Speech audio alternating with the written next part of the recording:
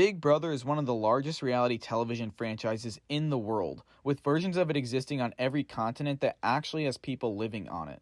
The show follows a group of people who move into a house and are forced to live together for around 3 months.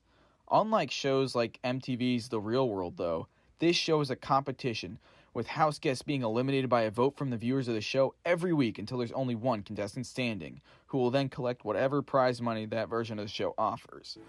Congratulations, Xavier. You are the winner of Big Brother.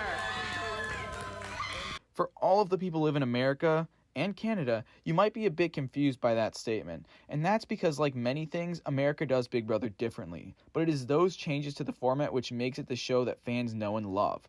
Unfortunately, though, for the celebrity version of the show, compromises had to be made.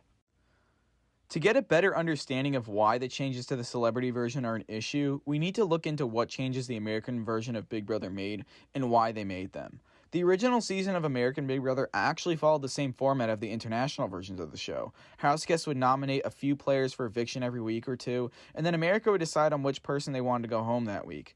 Unlike other international versions of the show, the American one was not well received though, so if the show was to continue, there needed to be some changes made. CBS saw the success that they had with Survivor and decided instead of having eliminations be decided by America, they would put the power entirely in the hands of the contestants. They obviously could not just copy the format of Survivor, however, so they decided to put a Survivor twist onto the Big Brother format.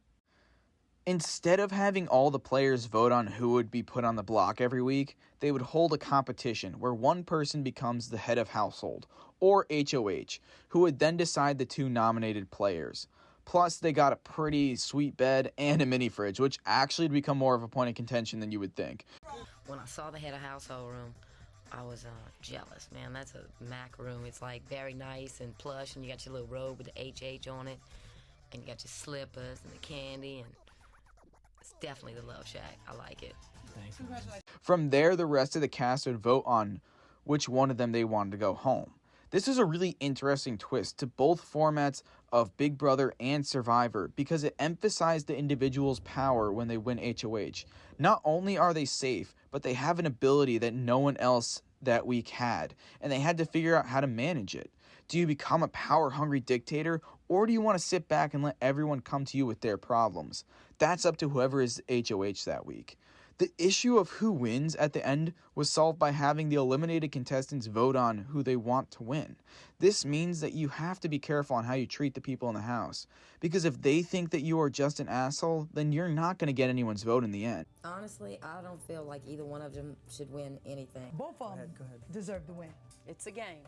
Yeah, well, we'll be saying that a lot today, I think. The final core twist was made in season 3 of the show, where they added a second challenge where someone can now win the power of veto, allowing them to take someone off the block and force the HOH to nominate someone new. This was great because it allowed someone backed into a corner a chance to save themselves and made it so that anything could happen and that anyone could realistically go home until eviction night. Viewers did not have to wait all week for unanimous elimination because for all they knew, in the next episode the status quo could be shaken up entirely. Decision that I am going to veto someone's nomination, and then I'm going to tell you why. Marcellus, I'm going to veto your nomination. When Jerry gave me my life back, when Jerry saved my soul, when Jerry threw himself on the knife, it was amazing. So, it seems that Big Brother has found a winning formula with this, and that there wouldn't be much need to mess with any of it. Of course, the main show would continue to add twists that would come and go, depending on the success of them. But this format has remained untouched since season 4 of the show. Unfortunately, it's not the case for the Celebrity Edition. So then, what exactly does Celebrity Big Brother do that warrants me making a video about its issues? Well, the changes are small in some cases and large in others. First off, the general format remains the same. There's still an HOH, there's still a veto, and the jury still votes for the winner at the end of the game. The most clear example of how it changed is that instead of having a sequestered jury like the main show currently has, Celebrity Big Brother allows the evicted people to go home. This does not seem like that big of a deal at first, but there are a lot of implications to this change. Obviously, this is a decision that was made as a compromise for having it be a celebrity season, but that does not mean that it was a good change.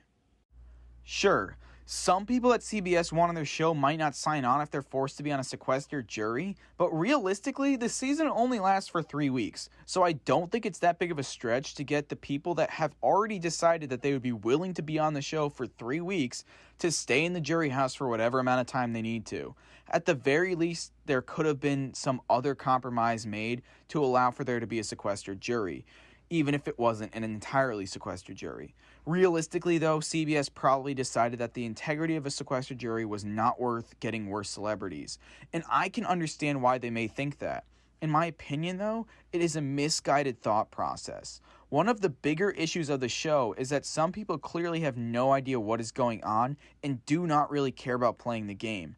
If people had to actually make the full commitment to being on the show and try to win, then maybe we would get some people who don't want to go home, because even if they were eliminated, they would not be able to go home anyways. This would mean that there would be much more motivated casts than we have gotten in the past few seasons. This is an issue that is currently happening in the show, where we have a player who literally asks to go home because he has no idea what he is doing and recognizes that the other person on the block actually wants to stay. But despite essentially begging to be voted out, he did not go home and in fact did not receive a single vote against him. I think it's time for me to move on, and you've been very dedicated to playing the game, and it's been very important to you. And I've seen that for a while, from a couple of weeks, and you've had a lot of traumatic moments, and I think you should stay, and I should move on, and I will see you all on the outside. And I love you all.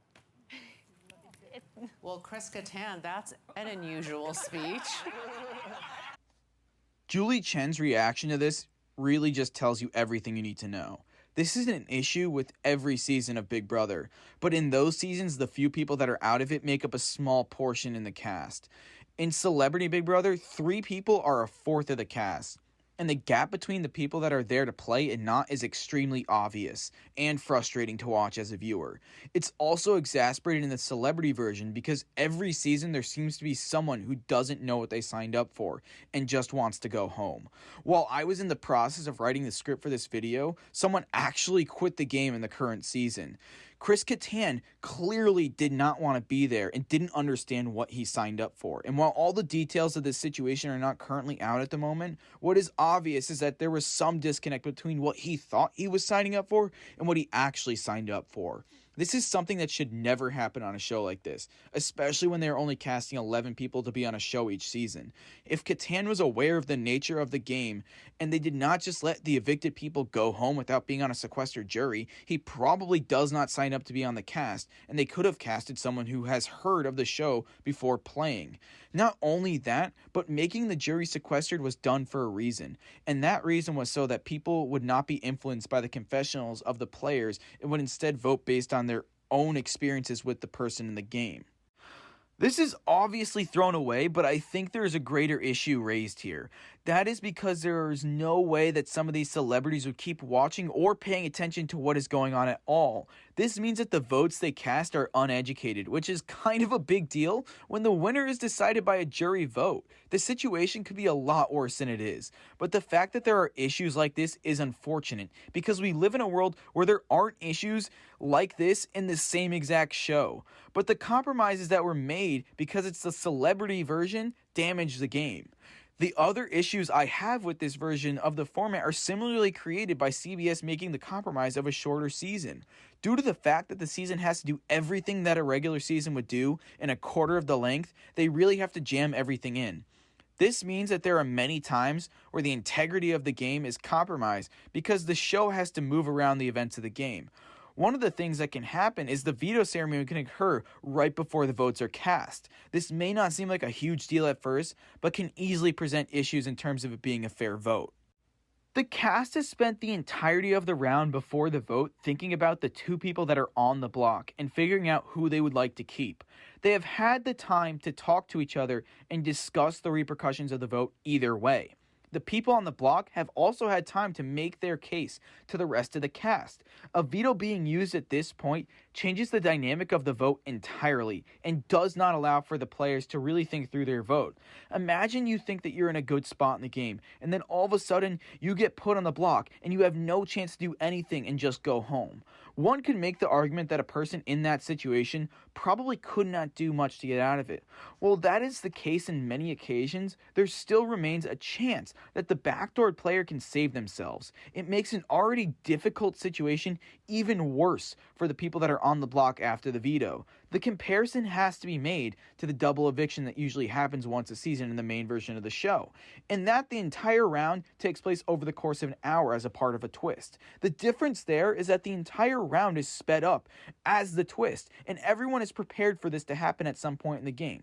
The contestants have not spent days deliberating and deciding about two people only for the block to change right before the vote. It's not like this is something that needed to happen for scheduling either in the celebrity version, as there's still an episode with the veto competition and many of these rounds where this happens. For some reason or another, though, the producers decided that this is the solution that they had to make. This certainly is a frustrating scheduling issue, but it's not even close to the worst decision that they made. By far, the strangest decision that is made is how they approach the finale of the show. Instead of having the finale be a final 3, like in the regular show, the finale begins at the final 5. To put this into context for the show as a whole, this means that out of the 11 people that start the game, pretty much half of them are in the finale. This is absolutely insane, because it means that despite all of the odd schedule decisions that they made in the season up until then, there are still that many people in the game at the finale. Clearly, when they were creating the show, the time frame was considered separately from making the game, because the casting and TV scheduling just do not align with keeping a balanced format. We are just lucky that the showrunners decided to have a smaller cast for this season of the show than the regular version, because if there was more than 11 people, I can't even imagine how poorly the show would have come out. So, out of all of the decisions that the show made, I can at least give it to them that they made a smart decision. Although, to be honest, I'm not even sure that they would be able to get more than 11 celebrities to sign on to the cast every year if they constantly have to get people that don't even want to be there. This does not mean that everyone on the show has to be a super fan or anything. They should just want to try and play the game. I don't think it's realistic to expect everyone that is on the cast in a celebrity version of the show to be intimate with the game, but they should just understand that they're signing up for something like this and have fun with it, because at the end of the day, we the viewers are watching them. So if they're not having any fun, how can we have fun watching them not have fun? There are many people in the history of Big Brother that did not know much about the game, but embraced it and eventually became entertaining people to watch. We shouldn't just have to give these cast members a pass because they're celebrities. Luckily this season, at least, it seems like most of the people on the cast are enjoying themselves and want to be there, which is a step forward for the show. So this brings us back to the decision to make the finale have 5 people. The only reason that I can think of to do this, other than just scheduling problems, is that it allows the show to breathe a bit. As the show we are watching is celebrities playing a game that we enjoy, we want to have time where we can see them interact. If the show did not backload a lot of the eliminations, then there would not be a lot of time to do that. It would feel like we were watching challenge after challenge. Instead of having around 30 episodes like in the regular show, there's only 13 in the celebrity season. I think the producers wanted to make the majority of the show feel like a regular show, with the byproduct of rushing the ending of it. This itself is the biggest issue with the show, though. It wants to do something that it just cannot do in the amount of time that it gives itself. I think that a lot of these issues could have been alleviated by just making the show last another week. Realistically, I doubt this would have been a deal breaker for many of the people that signed on to be a part of it, considering they are already not sequestering the jury.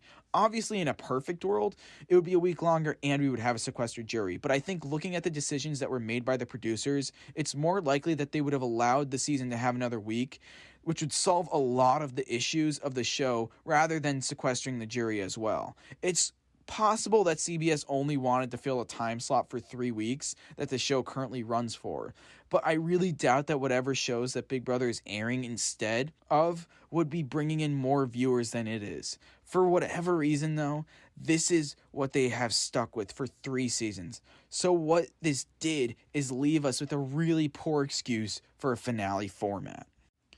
Let's really dig into that now. At first, a final 5 may not seem that bad. After all, most seasons of Survivor have already had a finale with 5 or 6 people. So then why would it be so bad in Big Brother? Well, the difference is that Survivor is a show that is filmed months ahead of time and is edited together after the fact. That means that the editors can create a compelling story with the amount of people that there is. Survivor also has a final 3 instead of a final 2, so that they do not have to worry about an extra round of people. The jury questioning process in Survivor is also a lot more intense, and we don't even see it in its entirety. This is actually a problem that Big Brother has in the regular show now, and would be another video topic entirely. But to sum that up briefly, in Survivor, they can ask the final 3 questions for much longer than we actually see, and then the editors can cut it down to what they think is the most important. In Big Brother, because everything is live, this has to really get rushed, and for what is the most important part of the show, deciding the winner, the final 2 barely have any time to even explain what they're doing. There are many more things that Survivor can do that allow a larger finale to work. But the most important thing to keep in mind is that the Big Brother finale is done live. This means that whatever challenges and eliminations have to take place have to fit in the time slot, and there is no room to further develop any complex stories like in Survivor. So, from a final 5 to the end, we don't get any confessionals or any time to breathe. This is in direct contrast to the decision that the producers made for the rest of the season. It's as if the finale was sacrificed for the rest of the show, which is insane because the finale is the one part of the show that really needs to stick the landing. So then how does that even work? Normally, from a final 5, there's a final 5 HOH, a final 5 nominations, a final 5 veto, a veto ceremony, a final 5 elimination, a final 4 HOH, final 4 nominations, a final 4 veto, a veto ceremony, a final 4 elimination, and then a 3-part HOH for the final, and then an elimination. And this is all before the jury deliberation and jury vote. This might sound like a lot to put into a finale, and that's because it is a lot to put into a finale. Most episodes of the show have 1 or 2 of these ceremonies, and we have the rest of the episode to see how these events affect the rest of the house. Clearly, we are not going to be able to do all of that in the finale of the show. So how do the producers fix this? Well, the solution the producers came up with was to edit together the final 5 rounds and then have the eviction be live. This solves part of the issue of not having the confessionals. But what about the final 4 round? Well, the solution was just to get rid of it. This sounds like a joke, but to be honest to God, the producers looked at this and said, yeah, let's not even have a final 4. Like, excuse me? That was the solution? No final 4? Okay, so then how do we eliminate the people? Well, that's simple. We just have a final 4 HOH eliminate 2 people and go straight to the final 2. I don't even have words for how insane this is. The producers really just thought that their best solution to having to fit the final 4 into the finale was just to pretend like it doesn't exist. What this means is that whoever wins the final challenge, which is not even 3 parts anymore, has essentially won the 3 most powerful challenges at the end of the season. This is just absolutely insane. Like, screw the game integrity entirely at this point, because that's an insane amount of power to have. Maybe, though, the challenge is real tough, and it will show how much people want it, right? Nah, it's just another boring trivia challenge with random questions that are easy enough that it just goes down to a tiebreaker question anyways. In Season 1, that meant that 3 out of the 4 people all were in contention to win the final and most powerful HOH on the last question. This means that the entire game was decided by the answer to the question.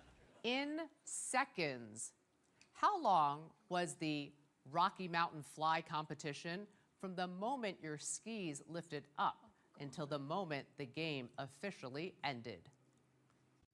And I mean, just a phenomenal question. Like, they all had no idea what the answer was, and rarely do people actually with a question like this. Maybe this year there's hope with one of the contestants quitting that they don't have a final like this, but I thought they might learn to not do this for the second season, and it still happened, so who knows. I could literally go on for hours about all the issues I have with it, but I'll try to keep it short. Giving one person absolute power at the Final Four is just way too much. It essentially makes the entire finale feel contingent on one challenge and a lot of times one question. Not only that, but there's no chance for a veto or anything of the sort to save yourself. But instead of just having to win 4 challenges to get this kind of power, because not only would you have to win HOH and veto at the Final Four, but also 2 parts of an HOH challenge at Final 3, you just need to win 1 challenge that is known to be fluky. Just to show how hard it is to even do this, I looked through every season from season 4, which was the first to have a Final Four veto, all the way until season 22, which is the most recently aired season of US Big Brother, to see how many times this has happened. It's happened 5 times within 19 seasons, which is more than I thought, but it's still a very difficult task to accomplish. What makes it so hard is that every challenge is very different from the next, and the only one that you have leeway in is part 1 of the final HOH, since if you lose there, you can still win the next one. Regardless though, you have to win 4 out of 5 challenges just to get the same amount of power that the Final 4 HOH and Celebrity has by just winning 1. It just makes the winner of the quiz challenge feel like a fraud because they get all the power for so much less effort. Especially considering that the people in regular Big Brother are winning 3 challenges before they even have won the same exact challenge that's in the Celebrity Big Brother finale. So now we know actually that there's going to be a Final 3 this season, which is a good change that the producers have made. We don't know if this is because Chris Kattan quit or not, but regardless, they were obviously planning on fixing some of these scheduling issues, since even if he hadn't quit, there would have at least been a Final 4 at this point, and it probably would have played out normally, if not accelerated. But overall, good improvements. Hopefully there'll be more. I might make a follow-up video about how it actually has improved and what more they can do, because obviously there are a lot more issues with it. If you like this video, please like and subscribe down below. It'll help me out and help my channel grow.